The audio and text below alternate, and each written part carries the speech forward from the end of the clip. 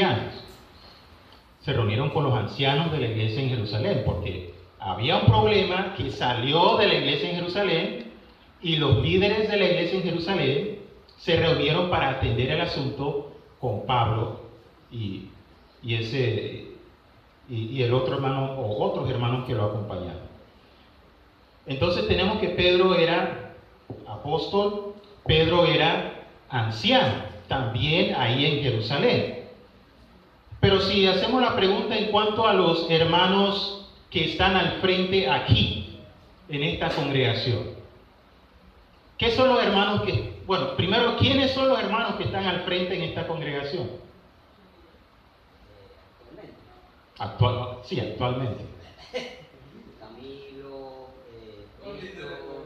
Wilfrido, Salito, Olivero, que también es parte de los líderes, porque no son ancianos. Ninguno es considerado anciano aquí. Ni obispo, o sea, nada de esa parte. Pues, todos son jóvenes. Se le puede decir maestro, algunos son maestros, como Calito, que es maestro, lleva clases y demás. Tengo entendido que cuando se le dice, en la Biblia se decía profetas, era porque predicaban la palabra también. No me equivoco. El profeta es aquel que habla el mensaje de Dios. Exacto, o sea que ellos también son predicadores. Se le puede decir profeta, pero entonces de repente uno dice profeta, pero piensan que es que son iluminados o algo por el estilo. Eso es lo que piensa la persona natural. ¿Por qué no? ¿Por qué no serían iluminados? Es que bueno, yo lo digo siempre. Sí, pero bueno, obviamente entendemos a lo que te refieres, hermano, pero sí es muy correcto. Vamos a pasar los siguientes puntos ahí, el otro. Ok, hasta ahí. Yo no veo mucha en primera de Pedro, cuando dice que tenía dos cargos. Si lo vemos allá, dice a uno constituyó apóstol, a uno, dice dos cargos, ya apóstoles. Eso es específico ahí. Apóstoles, profetas, evangelistas, maestros y pastores. A uno. Bueno, es cierto lo que dice ahí el versículo, hermano, pero igual el apóstol Pedro se identifica con los dos cargos. Entonces, ¿qué hacemos ahí? Porque ahí aparece más adelante el concepto jóvenes también, jóvenes. Ok. Hay otros pasajes donde también aparece el mismo concepto jóvenes, hablando de ancianos. Ok. Por lo menos Filemón 9, ¿cómo se expresa el apóstol Pablo ahí? Siendo yo anciano. ¿Listo? El hermano Víctor está desde hace rato levantando la mano. Hay que especificar bien, porque puede quedar algo ahí, especifica anciano de vejez, anciano de qué. Ok, bueno, el punto aquí, hermano, vamos a leer el pasaje para evitar las confusiones. En 1 de Pedro 5, vamos a ver el contexto, ¿ok? ¿Qué es lo que está diciendo el apóstol Pedro? Ahí a partir del versículo 1. Voy a pedirle a alguien que lo lea, que yo tengo una versión diferente. 5:1. Sí, del 5:1 en adelante. Ruego a los ancianos que están entre vosotros, yo anciano también con ellos y testigo de los padecimientos de Cristo, que soy también participante de la gloria que será revelada.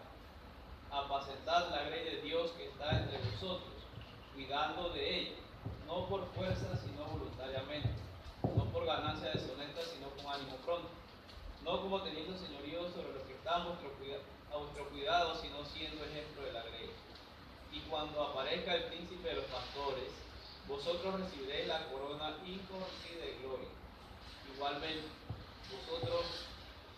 jóvenes, están sujetos a los ancianos y todos sumisos unos a otros, revestidos de humildad, porque Dios resiste a los soberbios y da gracia a los humildes. Ok, bueno, hasta ahí está bueno. Entonces, hermano, el pasaje está diciendo claramente, el apóstol Pedro está haciendo una súplica a estos hermanos para que cumplan una labor especial. una labor específica. ¿Cuál era esa labor? Apacentar la grey de Dios. Apacentar la grey de Dios. ¿Quiénes son los que apacientan? Los pastores apacientan. Entonces, le está pidiendo, le está rogando a este grupo de hermanos que hagan una labor pastoral, una labor que hace un pastor. ¿Y a quiénes se lo está pidiendo? A los ancianos. Y luego dice en el versículo 4 que cuando venga, dice esta versión, cuando venga el gran pastor, o sea, el príncipe de los pastores, entonces recibirán una recompensa, recibirán un premio por su labor. Así como vimos en aquel otro pasaje en la semana pasada, ahí en Hechos, que el apóstol Pablo mandó a llamar a los ancianos de la iglesia y les dice que debían de apacentar a la iglesia, la cual el Espíritu Santo los puso como obispos. Entonces vemos que se intercambiaron los tres términos, ¿verdad? El anciano, obispo y pastor. Lo mismo estamos viéndolo aquí en este pasaje. Y es por eso que entendemos que está haciendo referencia, que está haciendo alusión a no ancianos de edad. A ustedes los viejitos les ruego, yo viejito también con ustedes. No está haciendo una rogativa a las personas de una edad avanzada, sino que a los líderes de la iglesia, a los dirigentes de la iglesia. Yo espero que esto haya aclarado el punto. ¿Alguien tiene? Hermano.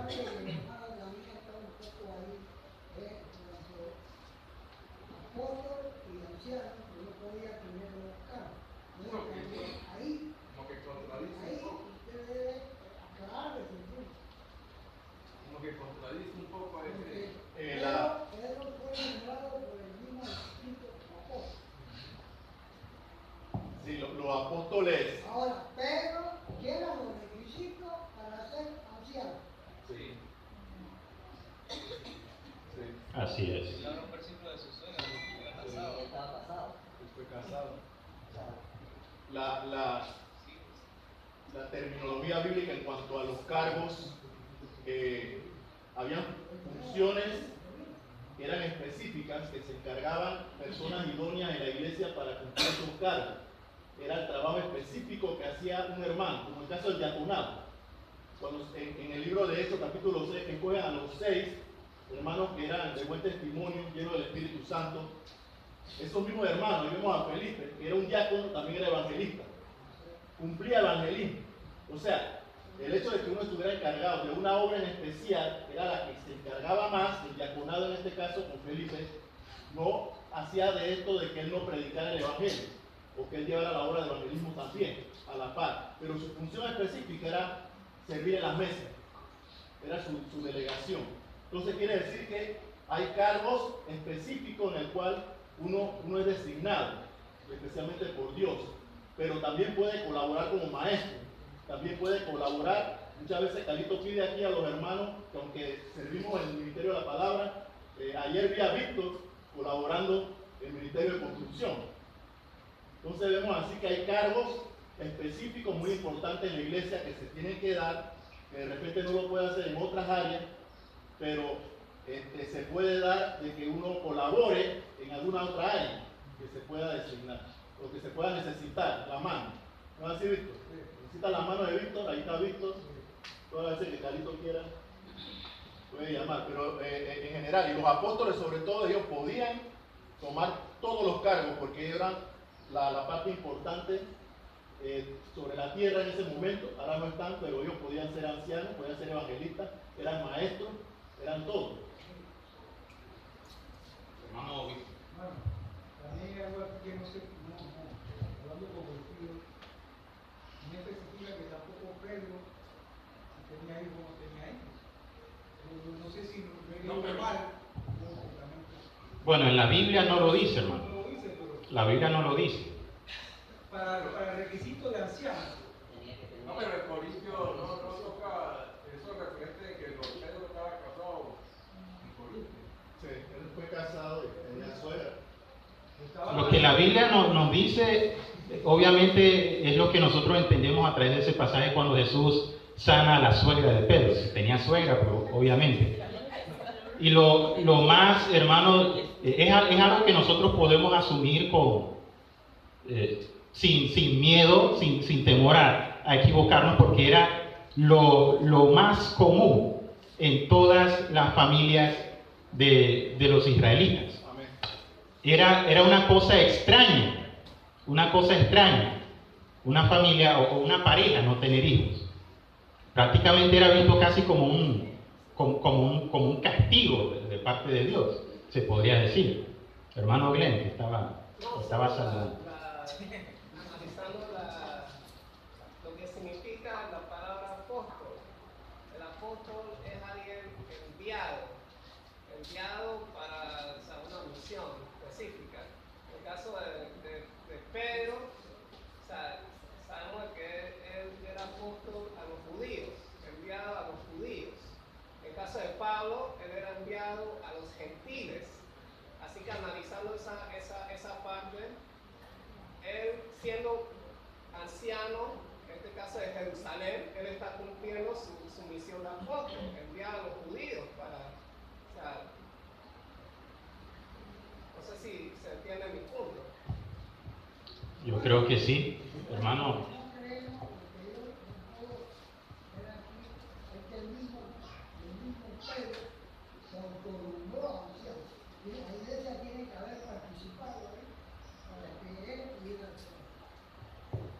Bueno, ese es un punto que vale la pena, hermanos, obviamente, hacer énfasis. Y espero no haber dado a entender eso, ¿verdad? Que Pedro se haya autonombrado. No ha sido lo que ha sido la intención de ser dicho. Más adelante vamos a estar hablando en cuanto a lo que son las responsabilidades de la iglesia para con el liderazgo.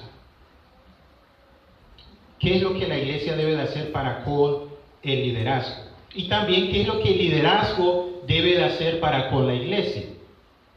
Creo que hoy mismo estaremos, dependiendo del tiempo, hoy mismo vamos a estar tocando ese punto.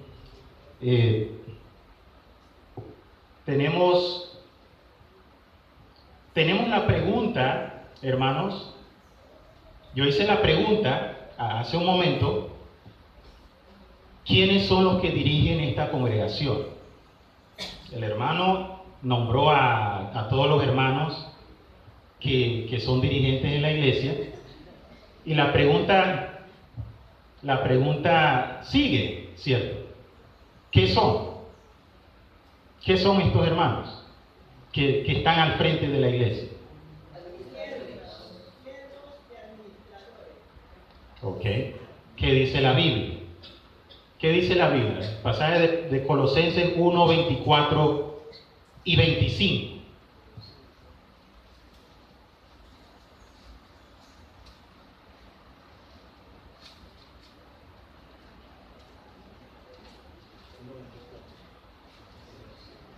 Ahora me gozo de lo que padezco por vosotros y cumplo en mi carne lo que falta de las aflicciones de Cristo por su cuerpo, que es la iglesia, de la cual fui hecho ministro según la administración de Dios que me fue dada para con vosotros, para que anuncie cumplidamente la palabra de Dios. Muy bien.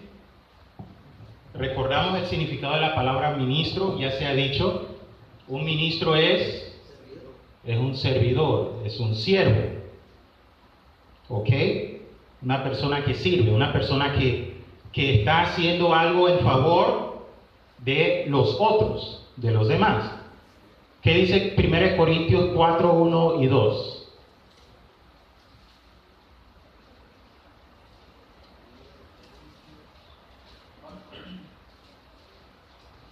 ¿Cómo dice Gary? 1 Corintios 4, 1 y 2. Ahí está. ¿Qué dice? Así pues, tengamos los hombres por servidores de Cristo y administradores de los misterios de Dios. Ahora bien, se requiere de los administradores que sea hallado fiel.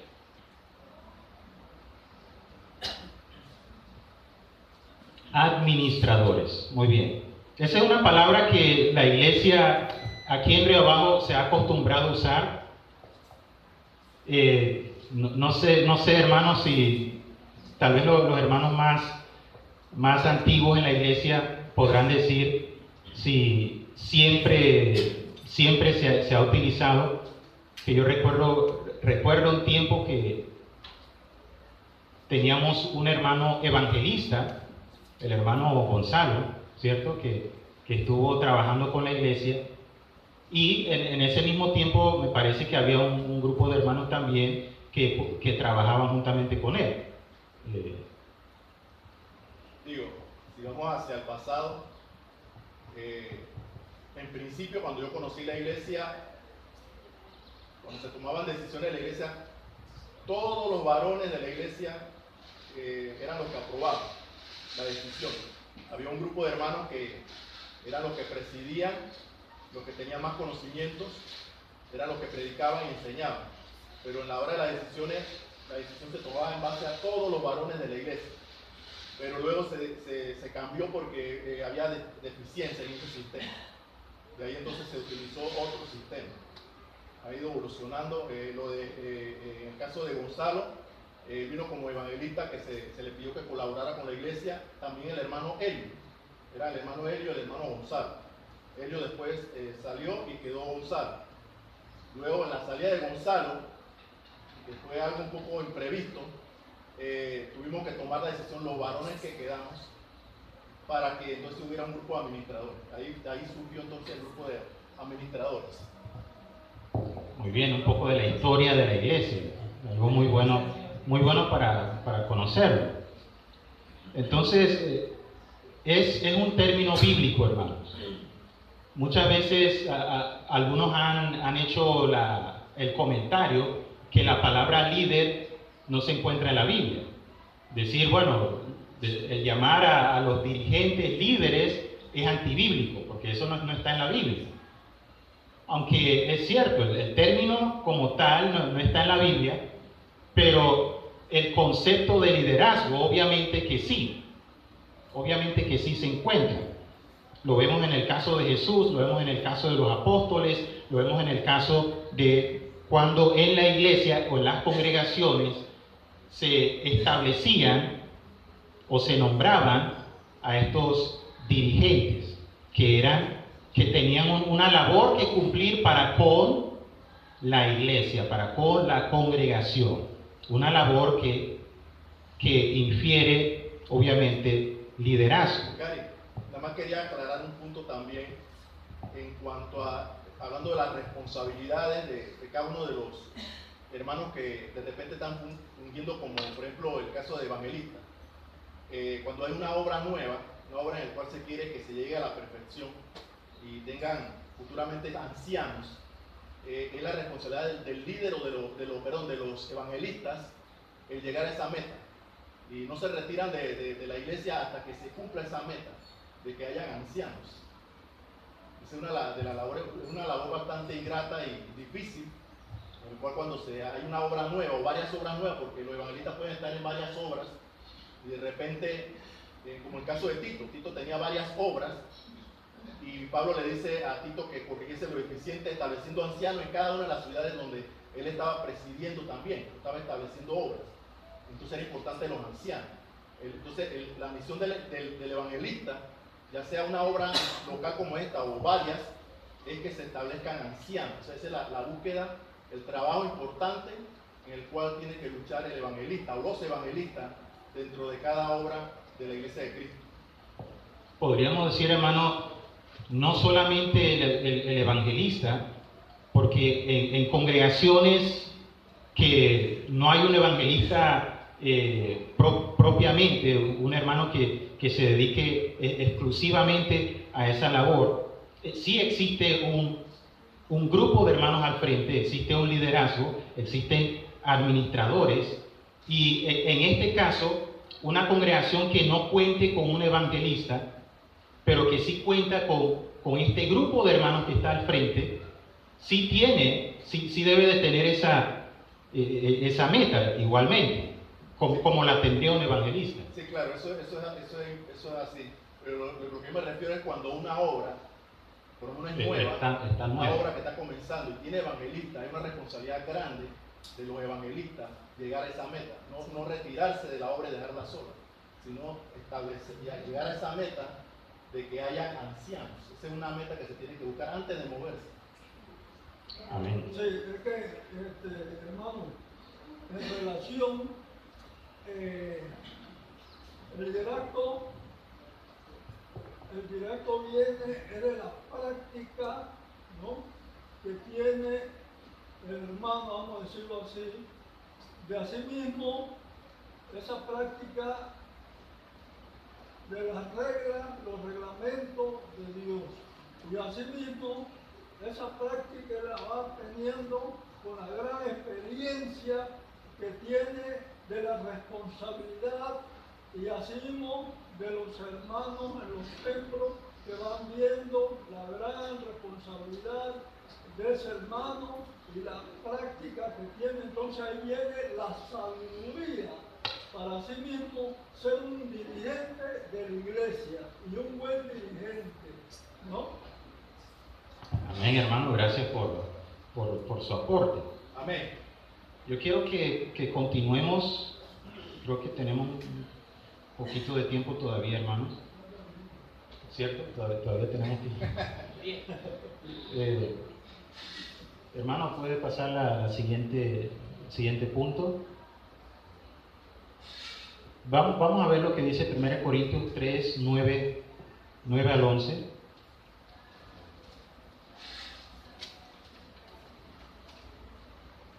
1 Corintios 3, 9 al 11. ¿Quién lo tiene? Porque nosotros somos colaboradores de Dios y vosotros sois labranza de Dios, edificio de Dios, conforme a la gracia de Dios que me ha sido dada. Yo como perito, arquitecto, uso el fundamento y otro edifica encima, pero cada uno mire cómo sobreedifica, porque nadie puede poner otro fundamento que el que está puesto, el cual es Jesucristo. Amén. Amén. El apóstol Pablo dice, yo puse el fundamento. En otras palabras, él fue el que puso la semilla de la palabra para que naciera aquella iglesia, para que naciera ese grupo de cristianos en aquella localidad, aquella iglesia local, y dice que otro el que edifica encima. Entonces ya el apóstol Pablo no estaba en Corinto, pero había un grupo de hermanos que sí estaba en Corinto. Este grupo de hermanos estaba continuando con el trabajo, estaba continuando con la obra del ministerio ahí en ese lugar. Entonces, la labor de la edificación, esa es una labor que debe tener en mente el liderazgo de la iglesia. La edificación de la iglesia, el progreso espiritual de la iglesia. Es un punto extremadamente importante. Seguimos con el otro pasaje que está después. Tito 1:5, lo hemos mencionado en más de una ocasión. El apóstol Pablo le dice a Tito que lo dejó en la isla de Creta con un propósito. Tito era un evangelista, una persona que se dedicaba especialmente a ir de lugar en lugar predicando el evangelio. Pero dice Pablo, bueno, Pablo estaba probablemente junto con Tito en la isla de Creta predicando el evangelio, estaban iniciando una obra. La obra inició, ya había un grupo de creyentes, un grupo de cristianos que estaban reuniéndose, estaban buscando ser edificados, buscando ser fortalecidos para cumplir el propósito que vimos en Efesios 4, 11 y 12. Pero luego el apóstol Pablo se retira y dice, bueno, te dejo aquí en este lugar para que continúes el trabajo y para que corrijas las deficiencias. Y en este caso, ¿cuál es la deficiencia? Según Tito 1:5. No había el hecho de no haber ancianos todavía. El hecho de no haber ancianos todavía.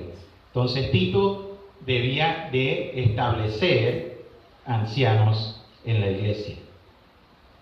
Otra vez, hermanos, sin una congregación no tenemos un hermano que sea específicamente el evangelista, pero hay un grupo que está liderando la iglesia. Esta responsabilidad cae sobre el liderazgo de la iglesia, el ver que la iglesia pueda llegar hasta ese punto, que esta deficiencia pueda ser corregida. Obviamente, no a toda costa, que bueno, vamos a tener ancianos porque vamos a tener ancianos, sino siguiendo el patrón que está en la Biblia, siguiendo el patrón bíblico. El siguiente punto, hermano García.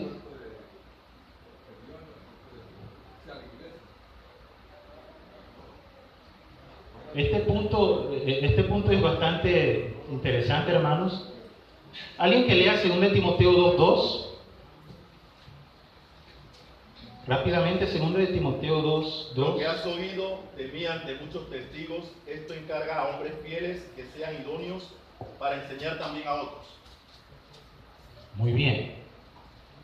Es obvio que se está apuntando hacia el tener ancianos.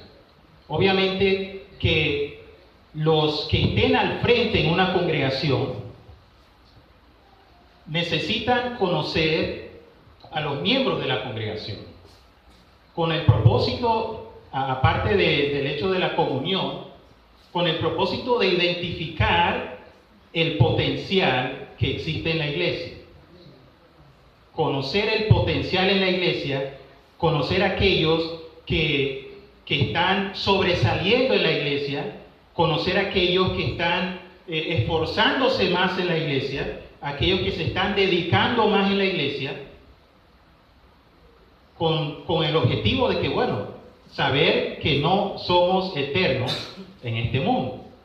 Así como los hermanos administradores recientemente han estado diciendo con más frecuencia, y se ha estado motivando a los jóvenes para involucrarse en el trabajo, para empezar a predicar, para empezar a participar en todas las cosas importantes y necesarias para ser hechas en la iglesia.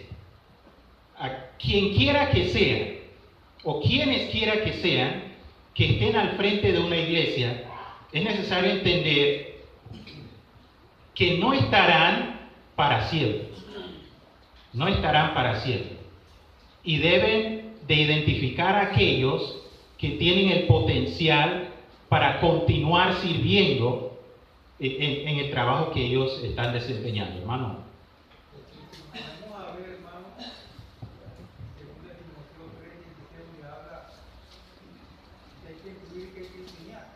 Si no enseñamos algo que están subiendo ahora, ¿quién lo va a hacer? Como dice, nadie es eterno aquí.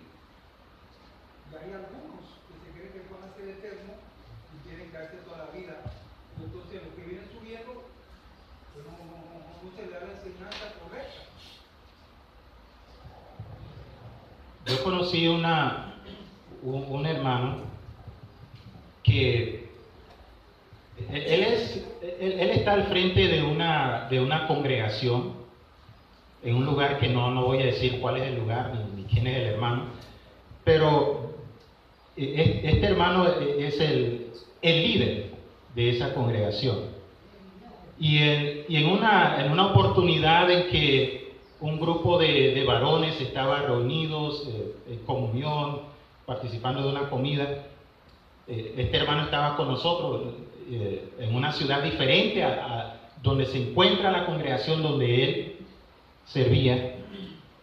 Y él recibe una llamada y, bueno, tiene que interrumpir su comida y atender la llamada. Parece que había un problema allá en la congregación que requería de su atención. Y nosotros pensando que era una cuestión grave, un asunto serio. Pero resulta que era un asunto del agua. Para resolver un asunto de si cerrar o si abrir una llave de agua en la iglesia.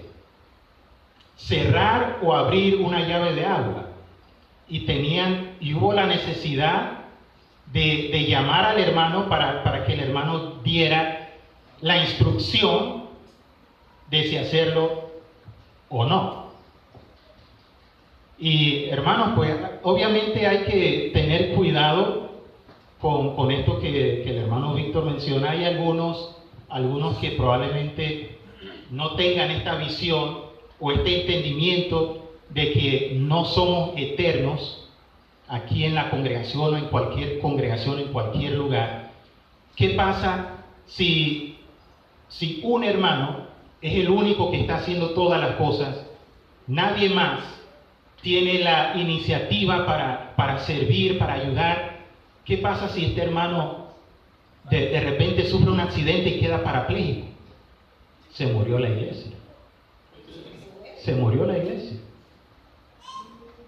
Sí, entonces, es algo de suma importancia, como el apóstol Pablo mismo le dio la instrucción a Timoteo. Lo que has visto, lo que has oído de mí, esto encarga a hombres fieles que también sean idóneos para enseñar a otros. Reconocer el potencial dentro de la iglesia, y no solamente reconocer el potencial, sino que preparar a los hermanos para esa misión, para esa labor. Como dije, ¿verdad? Se está apuntando hacia que se llegue a tener ancianos, tener diáconos, todo el paquete. Pero en el camino se va reconociendo hermanos con potencial y no hay que desperdiciarlo. Si un hermano tiene un don, tiene un talento, pues póngase a servir al Señor, utilizando su don, utilizando su talento. Que él mismo va a ser beneficiado, la iglesia va a recibir edificación y el nombre de Dios también va a ser glorificado, si esto es hecho, hermanos. No sé si hasta aquí haya preguntas, comentarios más. Adelante. Hermano, esta clase me parece excelente, pero mi comentario es que todos tenemos la responsabilidad de escudriñar la palabra para garantizar que lo que están dirigiendo la iglesia lo estén haciendo de acuerdo a lo que está escrito, para evitar, por ejemplo, lo que dijo el hermano Víctor. ¿Sí? O sea que tenemos que ser todos vigilantes, hombres y mujeres, ¿sí? Para poder entonces compartir o conversar con los hermanos que dirigen, que bueno, yo leí esto, cómo va esto, me explico. Yo siento que todos tenemos que estar vigilantes de que se cumpla lo que Dios ha establecido. Yo creo que en relación en la conversación espiritual que se está haciendo, este punto es muy importante, porque en realidad acá hay jóvenes que se están preparando, porque en realidad hay que prepararse para, así mismo, cuando una congregación, la iglesia de Cristo, situada en calle 14, Río Abajo Final, lleva ese paquete que más bien es como un vocero ante la congregación, y si ese joven está preparado espiritualmente, ¿no? Él hace una buena representación ante la congregación o cualquier congregación de la iglesia de Cristo, porque él se está preparando. Un ejemplo, aquí hay un hermano que en realidad está al frente de mí, que se está preparando, porque no se crea que él está preparado todavía completamente, porque para la palabra de Dios nadie está preparado. Uno se está preparando poco a poco. Por eso es que la juventud siempre hay que ayudarla cuando esa juventud lleva esa línea espiritual de la palabra de Dios. Gracias. Amén. Bueno, hermanos, ya estoy viendo señas en cuanto al tiempo. Entonces, No hay tiempo. con la ayuda de Dios estaremos continuando la siguiente semana.